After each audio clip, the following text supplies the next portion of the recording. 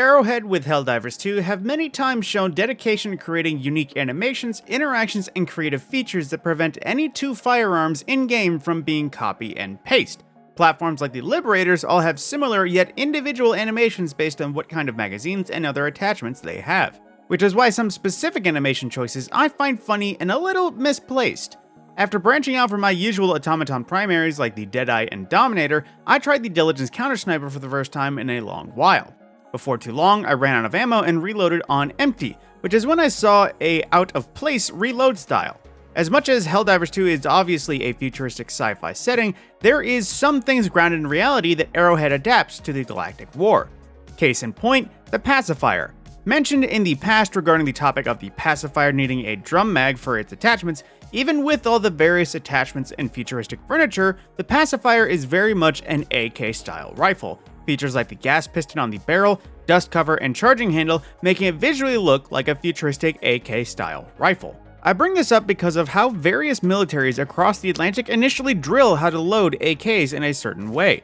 In terms of being a right-handed shooter, often keeping your right hand on the grip and trigger while using your off hand to change the mags and even pulling the charging handle, either going over or under the rifle.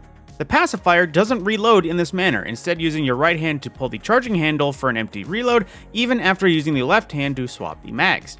I'm well aware it's very regional and personal choice on how any different folks, civilian or military, choose to reload rifles. Just because Russia and various Eurasian militaries reload in this manner doesn't mean it's the only way to reload. Normally would just leave as, they chose to animate it this way, no big deal. Then I tried branching out to different weapons. I've mentioned on stream that when it comes to the automatons, I'm not a fan of the automatic light penetration weapons, since taking down anything bigger than the basic troopers often requires accuracy hitting smaller targets like Devastator heads or Scout Strider missiles. The Deadeye is my preferred bot weapon for a number of reasons. Stunning firepower, medium penetration, being effective at any range once you get used to it, any number of reasons. After reaching max level with the lever action, I wanted to level something else, so I tried the Diligence Countersniper to see how a few attachments might improve its performance. You can imagine my surprise after I reloaded on empty with the Diligence Countersniper and saw the cheeky breeky reload. Reaching under the Marksman rifle with the offhand and pulling the bolt to rack around after a mag change. Kind of left me dumbfounded, because if the Diligence isn't an AK, but the Pacifier is, why does the Diligence reload like a Russian, but the Pacifier doesn't?